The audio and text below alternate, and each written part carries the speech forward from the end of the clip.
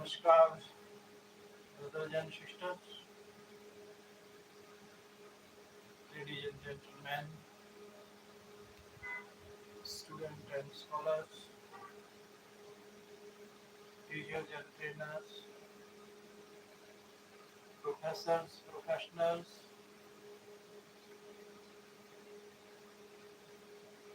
listeners, learners, the most honorable present Modi, respected ministers and doctors, honorable doctors, directors, honorable advocates, retired administrative advisors, listeners, learners, all my dear friends. I Dr.RK from USA, heartily cordially welcome. It is really nice time, nice place, nice action that we are spending our time in recollecting, remembering our past. As you know that our Indian culture, civilization, its spiritual values, social values, human values are based upon past. Our great men fundamentally said that our present lies on the past. Whatsoever we do, it is based upon our past. Past means our fundamentals, basics of life. All our starters, beginners, creators, generators, founders, those who born in India, they addressed the message of oneness, equality and unity in the world. Our Indian holy culture is known by its most spiritualistic land in the world because of creators.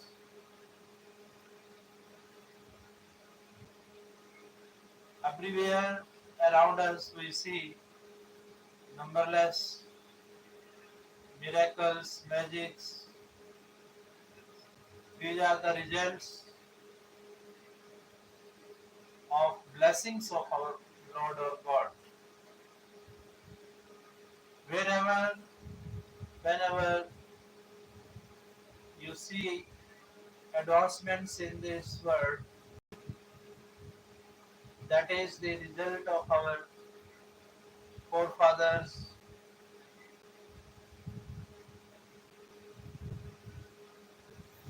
those who started missions for the betterment and upliftment of our society and nation. They dedicated themselves for the welfare of humanity.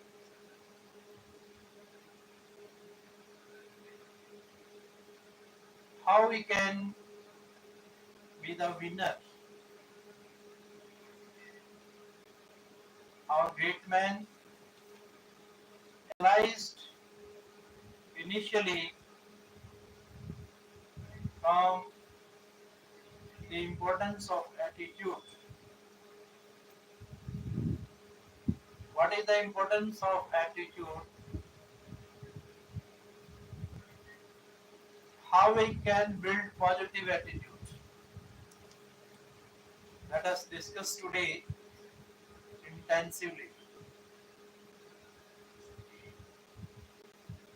There is a story behind it. Perhaps all readers, writers, listeners and learners have read this story. But when you will listen time and again, it will provide us its own meaning differently. As it is said that winners don't do the different things, they do the things differently. Means our manners, our style, our standard, our way of living. So these are the parameters, these are the measurements by which a man is known. Simply, when students learn grammar, undoubtedly they learn noun, pronoun, but what's the mean of adjective? Adjective means to stand out features of the things, features of the noun. So features, skills make us different from others. After some days, we will celebrate Yoga International Day. This yoga, pranayam, asanas, meditation give us, provide us intellectual and internal strength of the human body. It's the way of life, it's the lifestyle. So man should always get up early in the morning for spending maximum time with nature. When we will spend our time with nature, in communicating with nature, birds, plants, trees, universal celestial bodies, with the sun, the moon, the stars, the sky, all converse in the form of Lord or God with us, and we should spend our maximum time with nature. This nature is always friendly and familiar with us. It is said in all holy scriptures of our holy land, all the founders of literature, those who spend their time with nature nationally, internationally, they say that nature never betray us, never beat, cheat or defeat us, never deceive us. But worldly people may do so. So it is rightly said because man itself is the form of God and man can be the form of devil as well. You or I can understand this thing from the worldly changes. How a man is running after collecting materialistic goods, substantial goods, perishable goods day by day. But man's real objective is inside it. The value of breath, the value of human life is the greatest according to our great man, according to our holy scriptures of every religion. There was a man who made a living selling balloons at a fair. He had all colors of balloons, including red, yellow, blue, and green. Whenever business was slow, he would release a helium filled balloon into the air. And when the children saw it go up, they all wanted to buy one.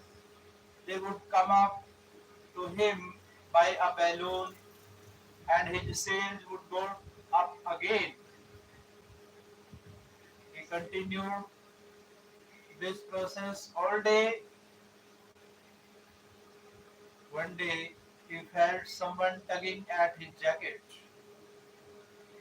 He turned around and saw a little boy who asked, "If you release a black balloon, would that also fly?"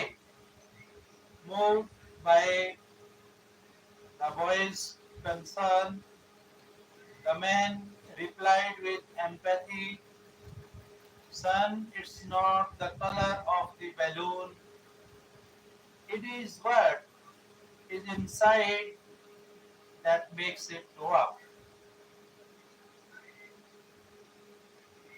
This story tells us the importance of our attitude. Attitude does matter. The same thing applies to our lives. It is what is inside that counts. The thing inside of us that makes us go up is our attitude. Have you ever wondered why some individuals, organizations, or countries are more successful than others? It is not a secret. These people simply think and act more effectively. They have learned how to do so by investing in the most valuable asset, people. I believe that the success of an individual, organization, or country depends on the quality of their people. I have spoken to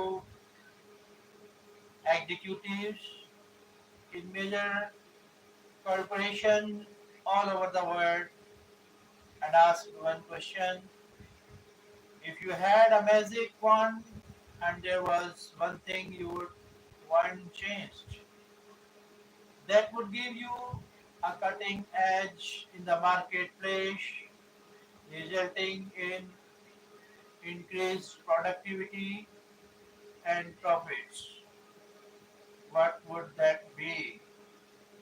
The answer was unanimous. They all said that if people had better attitudes, they would be better team players and it would cut down waste, improve loyalty, and in general make their company a great place to work. William James of Harvard University said, "The greatest discovery of my generation is that human beings can alter their lives by altering their attitude of mind. Experience has shown that human resources is the most valuable asset of any business. It is more valuable than capital or equipment. Unfortunately, it is also the most wasted. People can be your biggest asset or your biggest liability. What is TQP, Total Quality People? Let us discuss this principle is based upon humanity. What is humanity? Humanity means to share our sorrows, joys with others.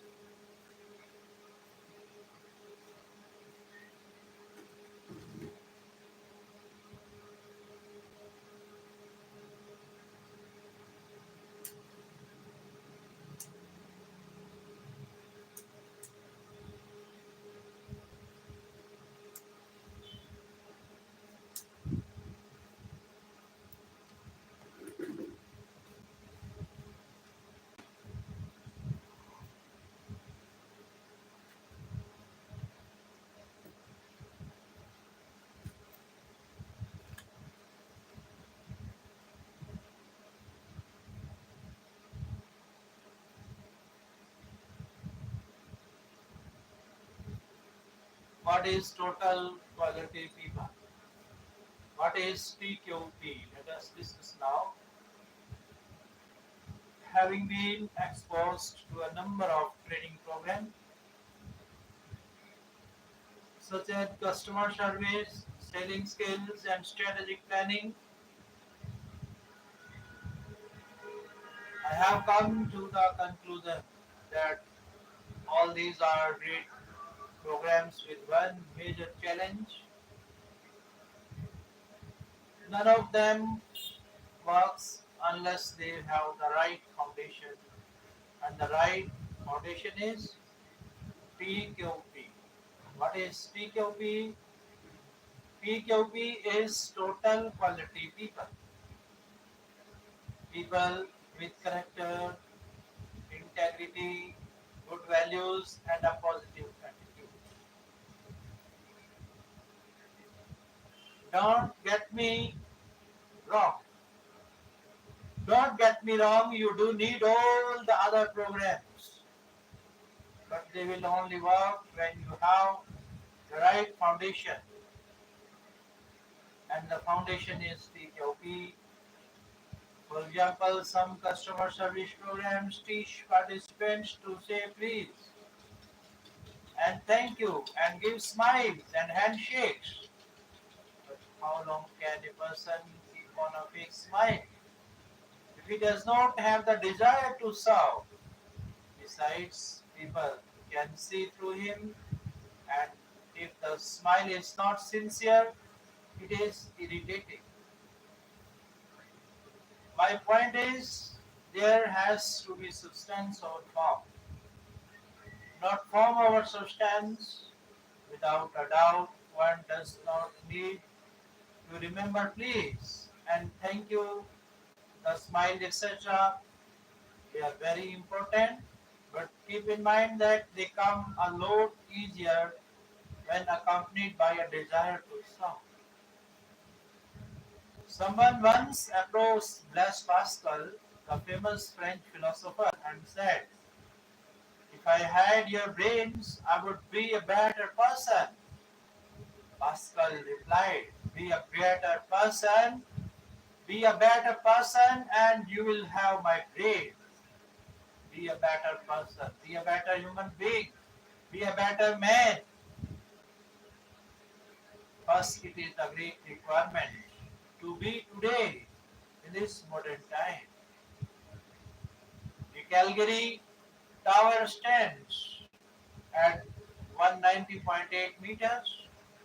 The total weight of the tower is 10,884 tons, of which 6,349 tons is below ground, approximately 60%. This shows that some of the greatest buildings have the strongest foundation, just like a great building stands on a strong foundation, so does success. And the foundation of success is attitude.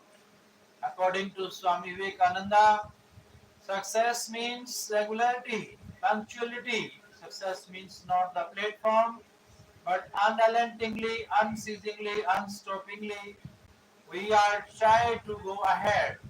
It's the meaning of success.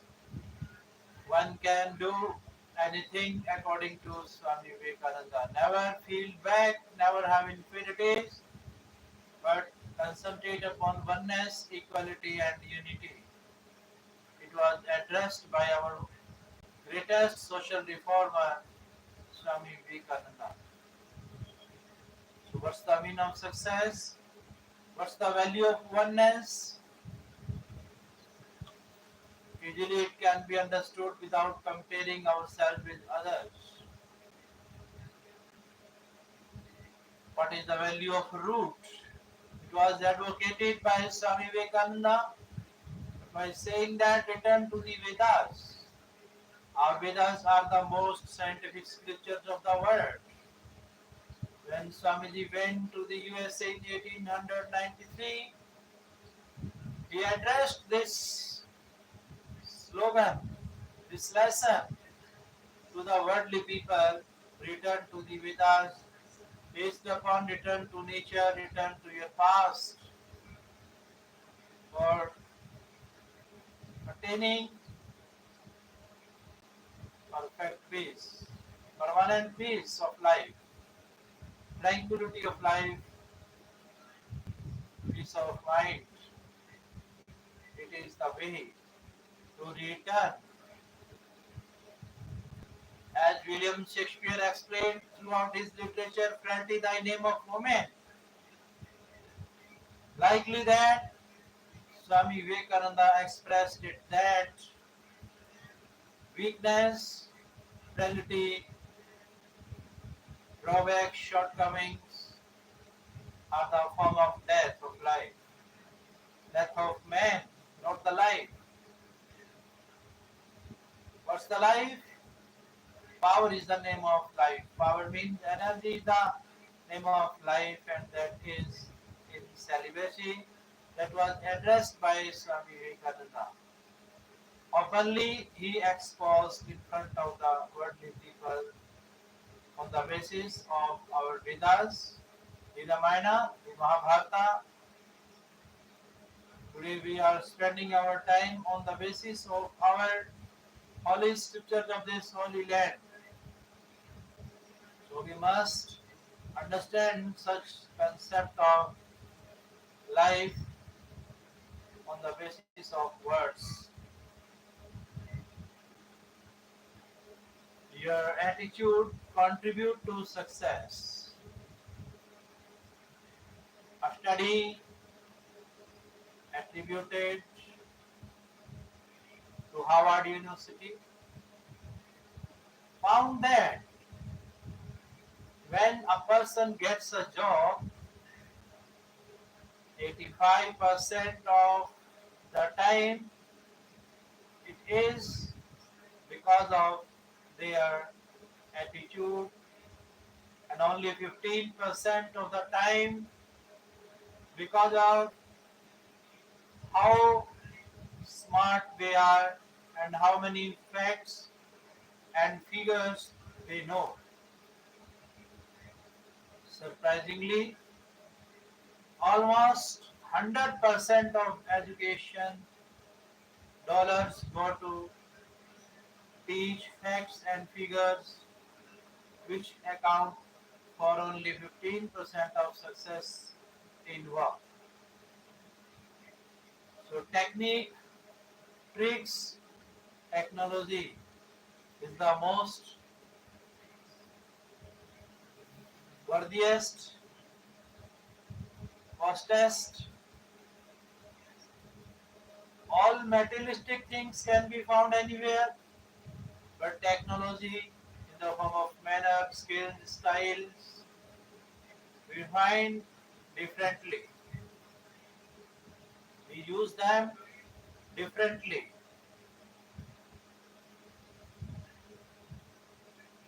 There is all about the 80% of success. Attitude is the most important word in the English language. Outlook or attitude. It applies to every sphere of life, including one's personal and professional life. Personal and professional life. Globally and universally, it has its own meaning for the different kind of people differently. Can an executive be a good executive without a good attitude? Can a student be a good student without a good attitude? Can a parent, teacher, salesman, employer, employee be good in their roles without a good attitude? The foundation of success, regardless of your chosen field, is attitude. If attitude is such a critical factor in success, shouldn't you examine your attitude towards life and ask how your attitude will affect your goals. It is expressed by a story, Acres of Diamonds.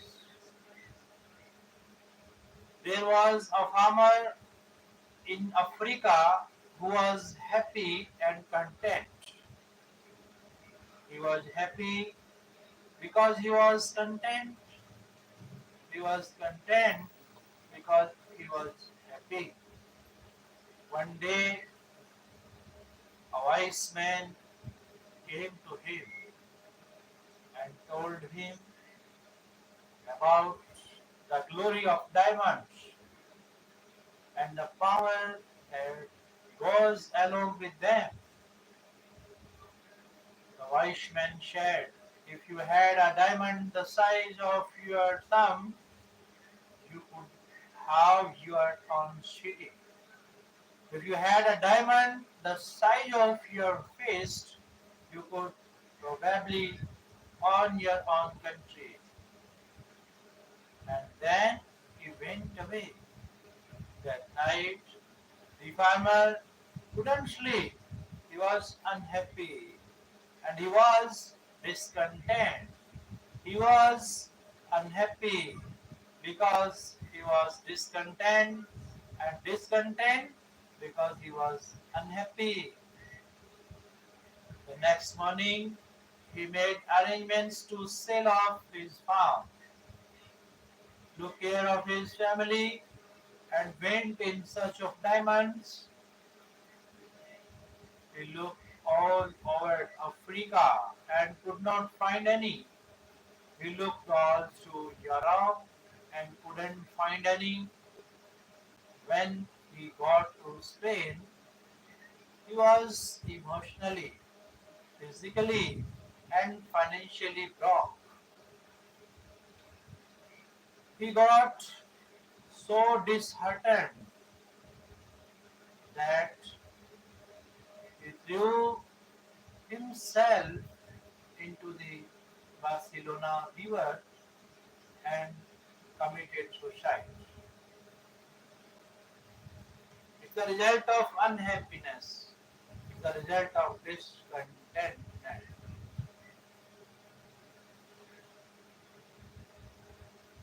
Back home, the person who had bought his farm was watering the camels at a stream that ran through the farm. Across the stream, the rays of the morning sun hit a stone and made it sparkle like a rainbow. He thought it would look good on this mantelpiece. It would look good on the mantelpiece. He picked up the stone and put it in the living room. That afternoon, the wise man came and saw the stone sparkling. He asked her, is Hafiz back? The new owner said, no, why do you ask? The wise man said, because that is a diamond. I recognize one when I see one. The man said, no, that's just a stone I picked up from the stream. Come, I'll show you. There are many more. They went and picked some apples and sent them for analysis. Sure enough, the stones were diamonds. They found that the farm was indeed covered with acres and acres of diamonds. What is the moral of this story? There are five morals. One is when our attitude is right, we realize that we are all walking on acres and acres of diamonds. Opportunity is always under our feet. We don't have to go anywhere. All we need to do is recognize it. Number two is the grish. The grass on the other side always looks greener. It is while we are eyeing the grass on the other side, there are others who are eyeing the grass on our side.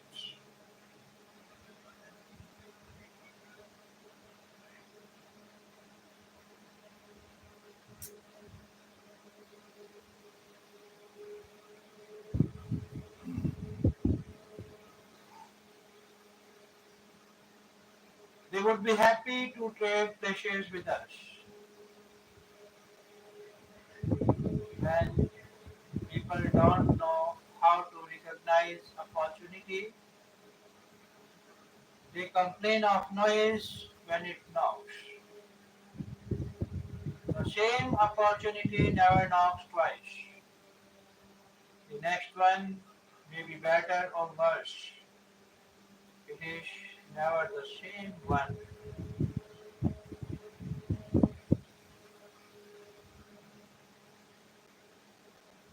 One's goal's time never comes back with the same speed or same ratio. It can be understood from a short story of David and Goliath. We all know the story of David and Goliath. There was a giant who was bullying and harassing the children in the village. One day, a 17-year-old shepherd boy came to visit his brothers and asked, "Why don't you stand up and fight the giant?" The brothers were terrified and they replied, "Don't you see, he is too big to hit." David said, "Nay, he is not too big to hit, he is too big to miss. The real rest is history." We all know that. We all know what happened. David killed the giant with a sling. Same giant, different perception. Same giant, different perception. Our attitude determines how we look at a setback. To a positive thinker, it can be a stepping stone to success. To a negative thinker, it can be a stumbling block. Great organizations are not measured by wages and working conditions. They are measured by feelings, attitudes, and relationships. When employees say, "I can't do it," there are two possible meanings. Are they saying they don't know how to, or they don't want to? If they don't know how to, that is a training issue. If they are saying they don't want to, it may be an attitude issue. They don't care, or a values issue. They believe they should not do it. A holistic approach. I believe in the holistic approach. We are not an arm and a leg, but a complete human being. The whole person goes to work and the whole person comes home. We take family problems to work and work problems to the family. What happens when we take family problems to work? Our stress level goes up and productivity comes down. Similarly, work and social problems have an impact on every aspect of our lives. Take any one of those items and extrapolate it into sophisticated adult terms and apply it to your family life or your work or your government or your word, and it holds true and clear and firm factors that determine our attitude. Are we born with attitudes or do we develop them as we mature? What are the factors that form our attitudes? If you have a negative outlook, negative attitude on life because of your environment, can you change your attitude? Most of your attitude is shaped and during your formative years. There are primarily three factors that determine our attitude. They are: one is environment, two is experience, three is education, means knowledge. Environment, experience, and education. These are three E's. These are called the triple E's of attitude. Let's evaluate each of the factors individually.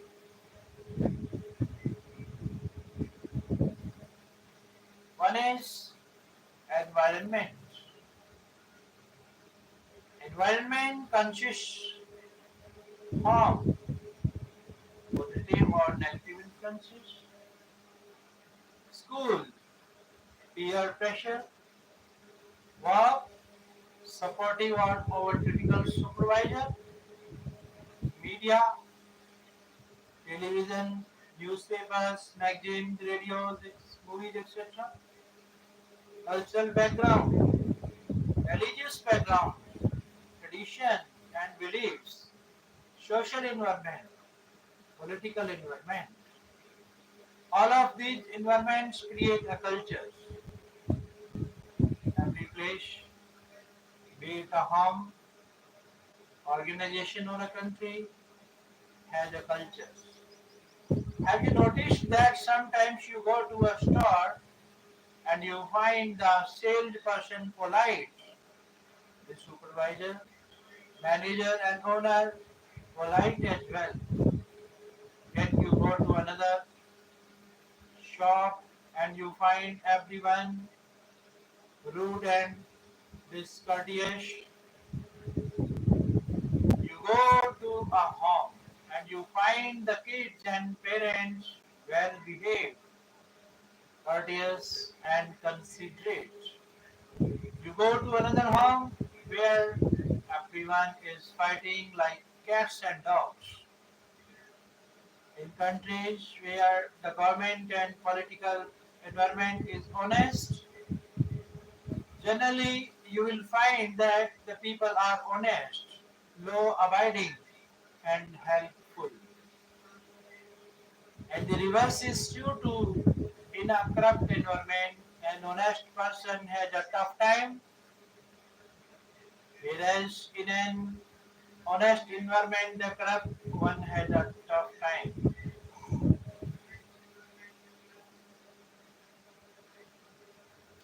In a positive environment, a performance outcome, marginal performance output goes up.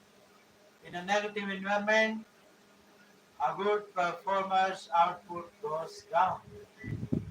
Culture in any place always goes up, always goes top down, never bottom up. We need to step back and look at what kind of environment we have created ourselves and those around us. It is tough to expect positive behavior in a negative environment. When lawlessness becomes the law, honest citizens become cheats, crooks, and thieves. Let us it's time.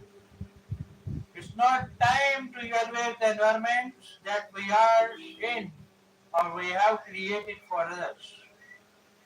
To his experience, our behavior change, our behavior change to our experience with people and events in our life. If we have a positive experience with a person, our attitude towards him become positive and vice versa. Change education. I refer to both formal and informal education, not just academic qualifications. Knowledge strategically applied translates into wisdom, ensuring success. I talk of education in the broader sense. It makes the role of the educator vital. A teacher affects eternity. The ripple effect is immeasurable. We are drowning in information, but starving for knowledge and wisdom. Education ought to teach us not only how to make a living, but also how to live. Thank you, all my dear friends. Thank you for your presence today. It's a wonderful time that God has given us. Nice to see all of you. Nice to listen to you. Thank you for knowing about the winners. And it is said that winners don't do the different things. They do the things differently.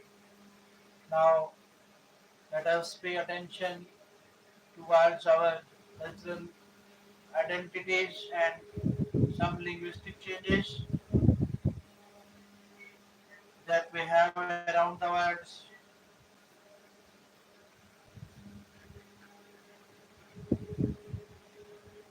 Let us understand our forefathers, starters, आदि कवि के पुरुषोत्तम, आदि कवि के पुरुषोत्तम। जैसा कि आप सुनते आए हैं, मर्यादा पुरुष पुरुषोत्तम श्री रामचंद्र जी। अभी आप सुनेंगे आदि कवि के पुरुषोत्तम। इसके बाद आते हैं वाल्मीकि। वाल्मीकि ने राम की जीवन गाथा को लिपिबद्ध करके मानवता को वह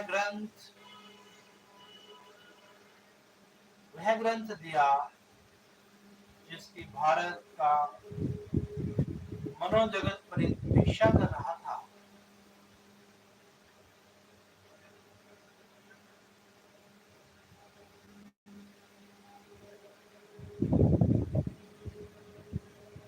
वाल्मीकि रामायण के बाल कांड में नारद और वाल्मीकि का संवाद है।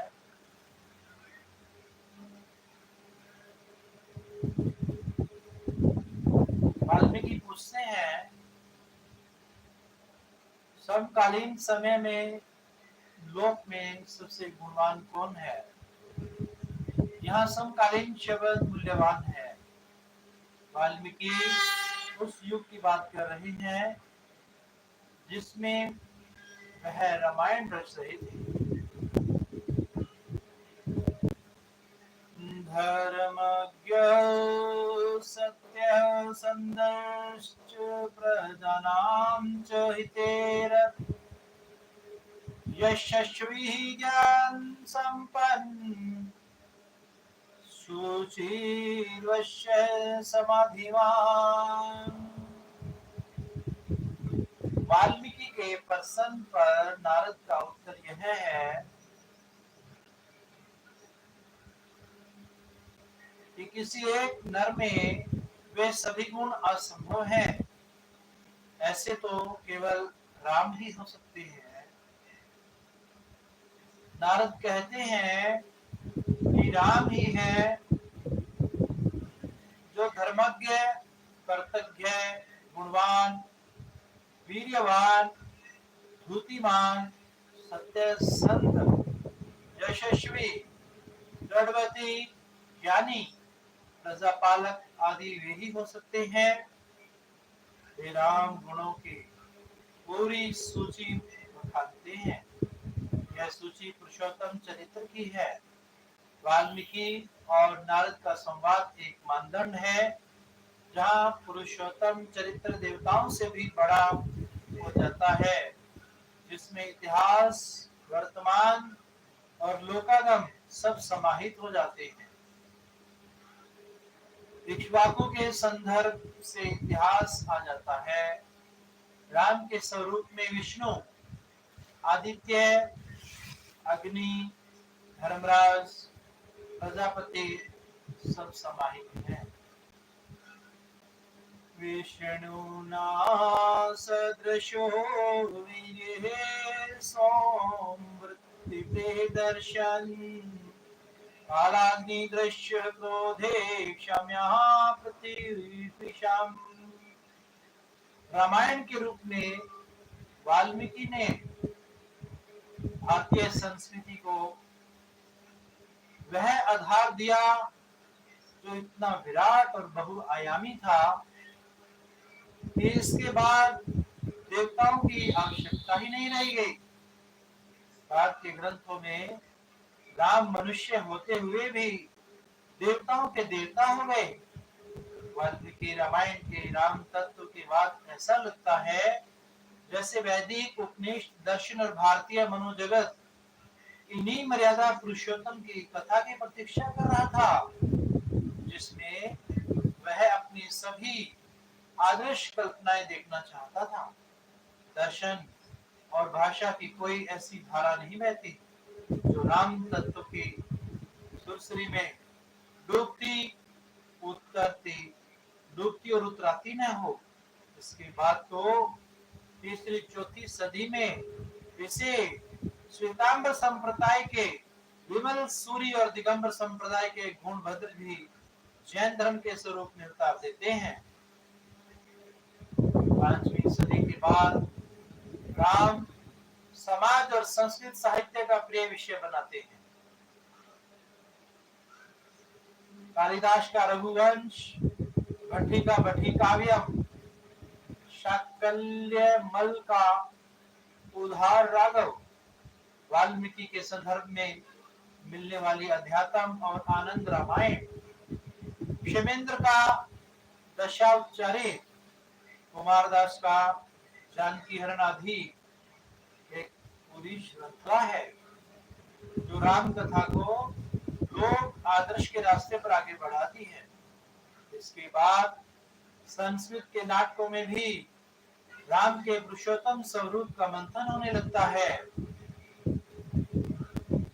प्रतिमा नाटकम, अभिषेक नाटकम, राजशेखर की बाल रामायण, उदात राघव, अनलघराव, प्रसन्न राघव और भव्य भूति के महावीर चरित्रम तथा उत्तर रामचरित को कौन भूल सकता है, जो राम के उदात चरित्र को लोकायत के हृदय में उतार देता है। तुलसी तो 16वीं सदी में आते हैं और आते ही वह संस्कृत की सीमा लांग भारतीय भाषाओं के दुलारे हो जाते हैं।